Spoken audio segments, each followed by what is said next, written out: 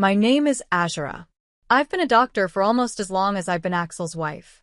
We've spent 30 years together, filled with both happy memories and challenging moments, yet it feels like the time flew by in the blink of an eye. Our home, which was big and warm, was always buzzing with life, especially when our sons, Leander and Soren, were little. Leander and Soren were like night and day, so different from each other. But each of them, in their own way, brought joy and laughter into our lives. Axel and I, both being doctors, worked very hard over the years to give our family a comfortable life. Along the way, we even managed to buy a couple of apartments, renting them out to earn a bit of extra income. For a long time, life seemed to be going smoothly. Then one day, Axel came home looking pale and serious, more serious than I'd ever seen him. He set down his medical bag by the door, and with a heavy sigh, he said, "Azura, we need to talk." I felt a chill run through me. He looked right into my eyes and told me, "I got some tests done last week. The results came back, and it's cancer." The months that followed were overwhelming. Hospital visits, treatments, hours in waiting rooms. It all became a blur. Axel fought hard, but the cancer was ruthless. Watching him, the strongest person I knew, become weaker every day was heartbreaking. All the medical knowledge in the world couldn't prepare me for the pain of seeing him fade away. One evening, as we sat together in the living room, he held my hand tightly. "Azura," he said gently, "if things don't go the way we hope, please take care of everything with the boys. The will is all set, and you'll be fine financially." Shortly after that conversation, he was gone. The funeral was a quiet, somber event. Family, friends, and colleagues came from all over to say their goodbyes. But it was the silence in the house afterward that was hardest to bear. His belongings were still in their usual spots, as if he might walk back through the door any moment. A few days after the funeral, I was in the kitchen, trying to decide what to do with all the leftover food, when Leander came storming in. His face was filled with worry and anger. Soren was right behind him, looking like he would rather be anywhere else. "Mom, we need to talk about Dad's will," Leander said firmly, getting straight to the point as usual. I put down the plastic wrap I was holding and took a deep breath. "Yes, I know," I replied. "Your father left everything to me because he wanted to make sure I could manage things." Leander's face turned red with frustration. He slammed his hand on the counter and said, "But what about me and Soren? We're his sons. It's not fair that we get nothing." Soren tried to calm him down, stepping in with a soft voice. "Leander, let's not rush into this. Mom's still grieving, and we can work this out without fighting." Leander shot him a look and muttered, "It's easy for you to say. You're not worried about the future like I am." I leaned against the counter, feeling the weight of both their stares.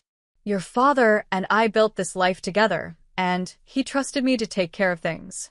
But I understand what you're saying, Leander. I don't want to leave you out. So, what are we supposed to do?" Leander demanded, crossing his arms. "Just wait until you think it's the right time to give us our share?" "Watch your tone, Leander," I said, my patience starting to wear thin. "I'm still your mother." Soren stepped between us, raising his hands as if to keep the peace. "Please, both of you. This isn't helping. Mom, maybe there's a way we can meet in the middle." I nodded slowly, rubbing my temples as I thought it over. "Okay, here's what I'm thinking. The apartments your father and I invested in downtown, they're yours. You each take one.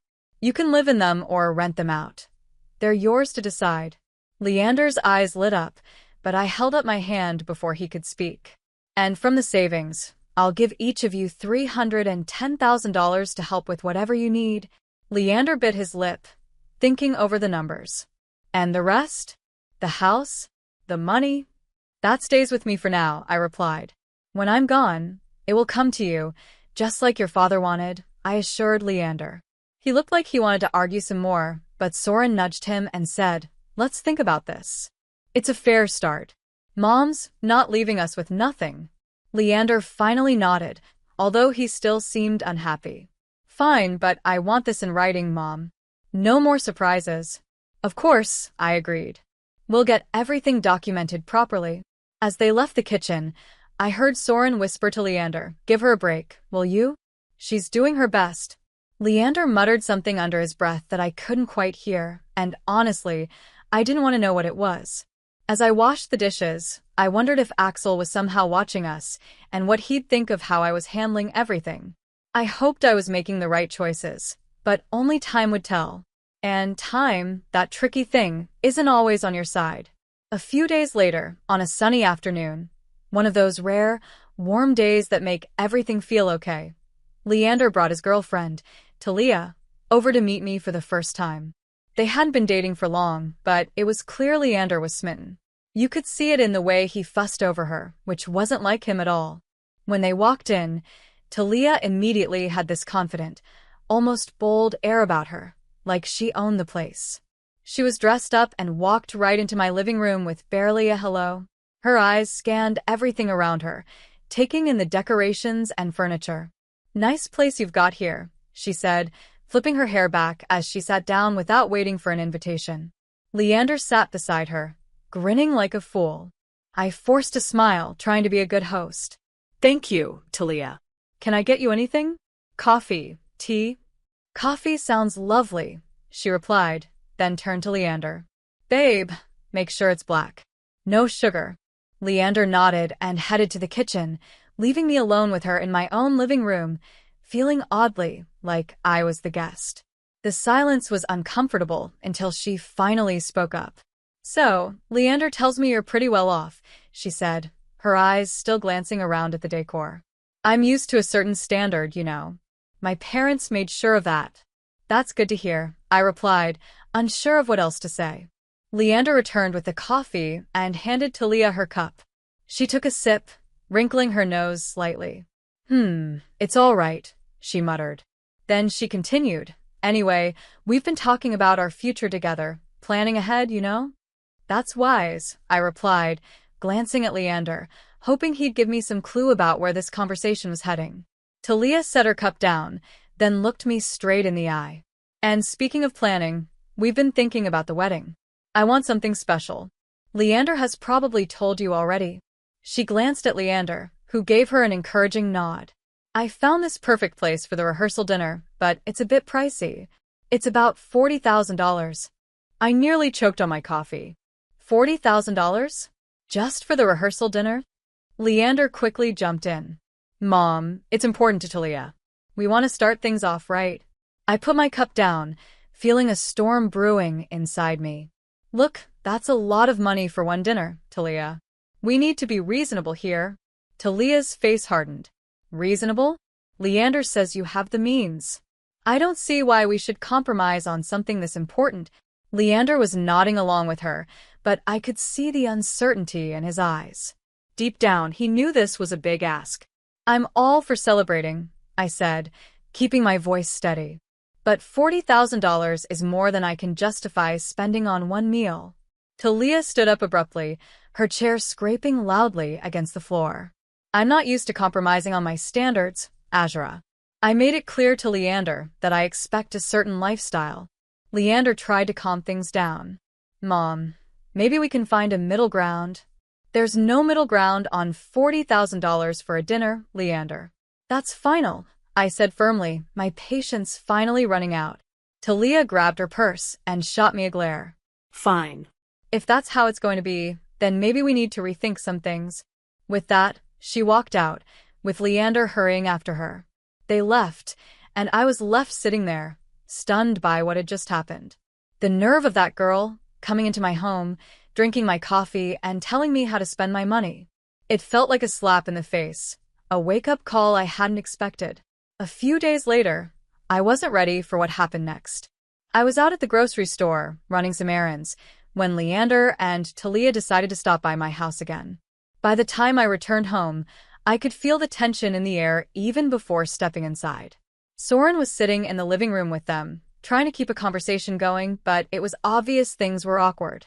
Part of me wanted to turn around and leave, but this was my home, so I took a deep breath, gathered my courage, and walked in. Talia, all dressed up as usual, walked right over as soon as I put down my grocery bags and handed me a list. "Azura, we've been thinking a lot about the wedding gifts, and here's what we've decided on. I hope this list makes it easier for you to handle, she said confidently. I took a quick glance at the list and, to my surprise, it was pretty reasonable. It included some kitchen appliances, a nice set of china, and a couple of pieces of furniture. I actually felt a sense of relief. This looks very reasonable, I said, nodding. I think these are wonderful choices. Leander looked at Talia with hope, as if he thought she'd finally settled for something manageable. But then, out of nowhere, Talia's face changed, and she suddenly gasped. Oh, no. This isn't the right list, she said, snatching the paper back from my hands. She dug into her purse, pulling out another piece of paper. Here's the actual list, she said, handing it over with a little smirk. This new list was nothing like the first. My heart sank as I scanned through it. It included things like an apartment, a luxury car, an exclusive vacation, and even diamond jewelry. My jaw dropped. Is this some kind of joke? I asked, hoping I'd misunderstood. Talia didn't even flinch. No joke, Azura. These are the gifts we expect. Only the best for our wedding. I looked over at Leander, waiting for him to say something, to object, or to show me he didn't agree with this absurd list. But he just stood there, looking between us, obviously torn but saying nothing. Finally, I couldn't hold back. Leander, why are you letting her do this? You know this is unreasonable. Before Leander could respond, Talia cut in, raising her voice. This doesn't concern you, Azura. You just need to pay up and keep quiet. Soren, who had been sitting there quietly, suddenly stood up, his face serious. That's enough, Talia. You're not going to talk to our mom like that. This is her house, and you're way out of line. You need to leave. Now. Talia's face flushed with anger as she and Leander gathered their things. As they walked out, she muttered under her breath, "This is ridiculous. We'll remember this." Then the door slammed shut behind them. I sank into a chair, feeling the weight of the situation pressing down on me. Soren sat beside me, putting a comforting arm around my shoulders. We'll figure this out, Mom. But you can't let them push you into giving more than you can or should. It's not right. He was right, of course. But as I sat there with my son, I couldn't help but worry about Leander. How did things get so out of hand? How could he not see what this was doing to our family? The silence in the room was heavy, filled with unspoken worries and fears for the future. I realized then that this struggle was far from over, and it was only going to get harder from here. In the weeks that followed, Leander started calling me constantly. Each call was more demanding than the last. His tone was desperate, sometimes even frantic. Mom, you don't understand. I can't look poor next to Talia's family, he'd argue, his voice shaky and filled with stress. You have the money. Why can't you just help me out? I sat at the kitchen table with the phone pressed against my ear, feeling a knot in my stomach. Leander, it's not about the money, I explained. It's about living within your means. Talia's expectations are way too high, and you can't keep up with them without risking serious debt. He scoffed, his frustration spilling over. What do you know about it? I'm not going to live like a pauper. I need more from the inheritance now. The amount you've offered isn't enough. Leander, I replied firmly, I've offered to cover half of the wedding costs, up to $125,000, and to give you a $5,000 gift. That's already very generous. But everything has to be agreed upon with me. No surprises. There was a pause on the other end of the line, then a sharp, bitter laugh. That's nothing, he said coldly. You're just being stingy. You have $1 million just sitting there. Why are you holding out on me? Leander's voice was sharp, filled with anger. It's not just about the money, Leander, I replied, my patience nearly gone. It's about not supporting this unrealistic dream that's only going to hurt you. He yelled so loudly I had to hold the phone away from my ear. I don't need this. I'll handle it my way. Forget you. With that, he hung up. After that call, months passed without a word from Leander. I tried to keep busy with my routines, hoping he'd see reason. But just as I started to find a bit of peace, the phone rang one afternoon. It was my sister-in-law, Callista. Azura, I thought you should know. Her voice was hesitant, careful. Leander is flying all the wedding guests to Bermuda. He sold his apartment to pay for it and said you'd make your own way there.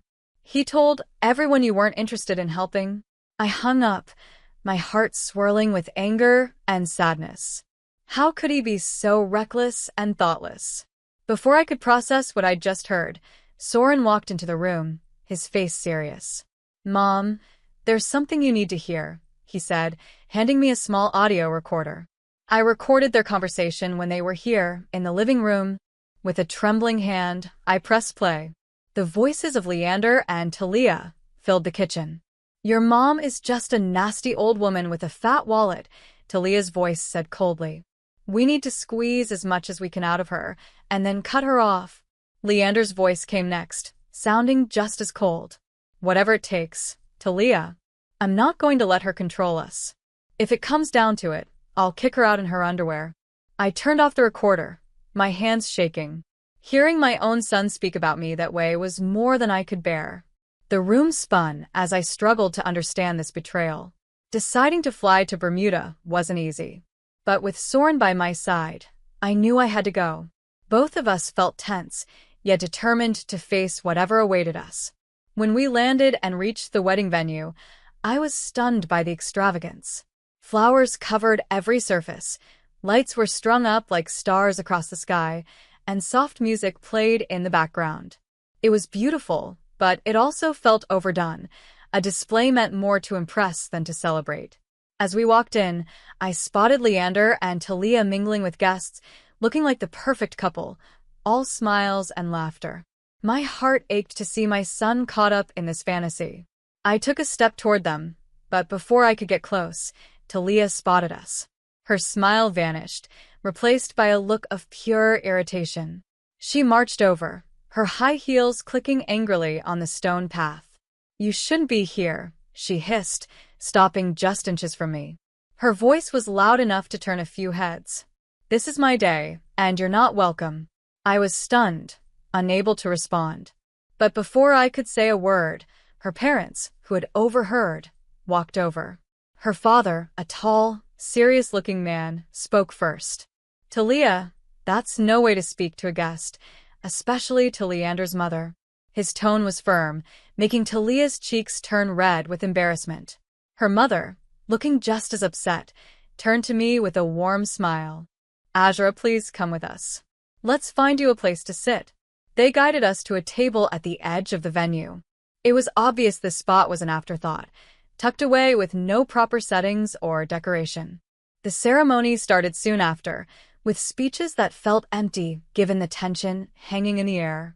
Then, unexpectedly, I was handed the microphone. My legs shook, but I steadied myself and stood up, taking a deep breath. "I came here today to wish my son and his new wife a happy future," I began, my voice firm even though my heart was racing. "But I also believe in honesty and integrity, qualities that have been sadly missing in the events leading up to this day." Talia's face went from pink to red, her eyes narrowing at me with anger. "I was asked for money time and again," I continued, "in amounts that no reasonable person would find justifiable. When I couldn't meet these demands, I was threatened with being cut off from my family, my son, and my future grandchildren." My voice cracked slightly, but I continued. Soren, seeing how upset I was, stepped closer, putting a comforting hand on my shoulder. His presence gave me the strength to keep going. I gave Soren a small nod, then pressed play on the audio recording. Talia's voice filled the room, cold and calculating as she talked about how they would try to get more money from me. Leander's voice chimed in, agreeing with her plan, even saying he was willing to leave me with nothing for the sake of his bride. The crowd stirred, murmuring in shock and disapproval. I stopped the recording, and the silence that followed was thick and heavy. "I've given my son an apartment and $25,000, I said, my voice steady. "But it was never enough. Today, I'm making it clear that I will not be treated as an ATM or threatened. I am disowning Leander and Talia. I wish them well, but from this day forward, I am choosing to remove myself from their lives." The reaction was immediate. Talia let out a piercing scream, her voice high and furious. "You've ruined my wedding. I curse you. After everything that had happened, coming back home felt bittersweet. But in the quiet that followed, I made a surprising decision. I quit my job. I had spent years as a doctor, healing others, but now it was time to heal myself and rebuild the life that had been shaken. Soren, bless his heart, had recently graduated from college and was full of ideas and energy. With $27,000 I had given him, Soren opened his own tattoo parlor. But it wasn't just any tattoo shop. It quickly became a place where art and skin came together in beautiful ways. Soren poured his heart and soul into his work, and it paid off. He started entering tattoo contests, and soon his name was on everyone's lips in the local community. Before long, he was opening more locations, creating a network of tattoo parlors that became a hot spot for tattoo enthusiasts. I'd watch him sketch late into the night, his dedication a sharp contrast to the chaos his brother had chosen. "You're doing amazing, Soren," I'd say, pride swelling in my chest. During these peaceful months, Leander reappeared one afternoon. He showed up at my door, his eyes tired and his shoulders slumped, looking like a shadow of the ambitious man he once was. "Mom, I need to talk," he said, not even waiting for an invitation to sit. His voice was weary, so different from the demanding tone I had grown used to. I sighed, motioning for him to continue. "What is it, Leanders?" "It's Talia. She's driving me crazy, always wanting more and more." "Nothing is ever enough," he said, his words filled with desperation. "I got a second job, but it's still not enough for her." His voice cracked, and I could see how drained he was. But his regret couldn't erase the past so easily. "Leander, I warned you," I said, my voice gentle but firm. "I told you that living like that, with someone like her, was unsustainable." He rubbed his face, his frustration clear. I know you did." But I thought, his voice trailed off, as if he realized he had no real explanation.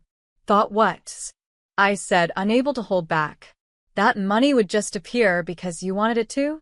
My tone was sharper than I intended, years of pent-up frustration, making it hard to soften my words. "Look at your brother. He started with the same amount you did, and made something of himself without stepping on others." Leander bristled, his pride still wounded. "Yeah, well, not everyone's like Soren, are they? I have rights to the inheritance too, remember? And when you're gone, it'll come to me." That was the last straw. "Get out, Leander," I said, my voice cold and unyielding. "And don't come back. Not this time. You chose your path."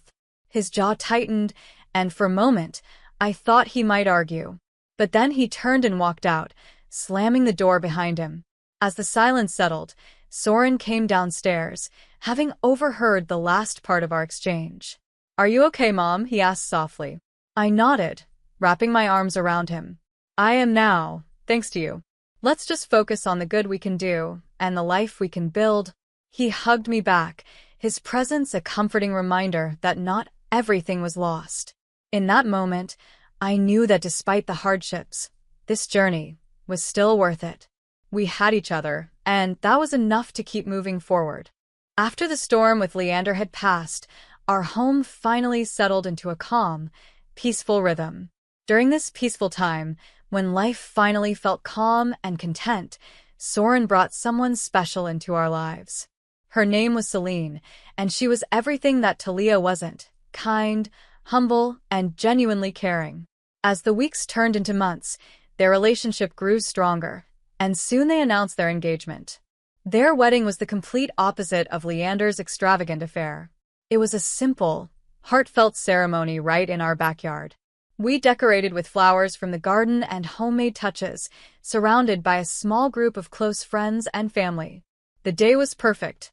During the reception, I pulled Soren aside, my heart full.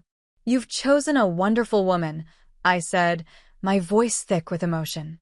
He squeezed my hand and smiled, his eyes filled with warmth. "I learned from the best," he replied, giving me a knowing look. Life seemed to move quickly after that. They sold the apartment I had given Soren, added some of their savings, and bought a small, cozy house just a few miles away. One sunny afternoon, While we were having tea in their new living room, Celine shared some wonderful news. Azura, we're expecting twins, she announced, her eyes shining with happiness. I nearly dropped my cup, overwhelmed with joy. Twins? Oh my goodness, that's amazing, I exclaimed. Soren's face lit up with pride. We wanted you to be the first to know. We're really happy, Mom. I repeated, twins, letting the words sink in as excitement filled me. Grandchildren, what a blessing. It was a new chapter, one I was so eager to begin. As for Leander, news about him was rare. The last I heard, he had divorced Talia. She had taken nearly everything in the split, leaving him to start over in another city. Despite the hurt he had caused, it still pained me to know he was out there somewhere, struggling because of his choices. One evening, as I was sitting and looking through old photo albums, Soren came and sat beside me. He noticed a picture of Leander and me from years ago. After a quiet moment, he asked softly, "Do you ever hear from him?" I shook my head. No. After everything, he's chosen his path, and I have to respect that, even if it breaks my heart. Soren put an arm around me. He's still my brother, Mom. Maybe one day he'll come around. I nodded, feeling a bittersweet hope. Maybe, I agreed, even though I wasn't really sure if he ever would. But for now, we had plenty to keep us busy, especially with those twins on the way. Soren chuckled. Yeah, you're about to be the busiest grandma in town. We both laughed, and the sound filled the room with warmth and joy. Despite the past, despite the mistakes and heartbreak, this moment with Soren felt like everything was exactly as it should be. Life was moving forward, and so were we, with new hopes and dreams just around the corner.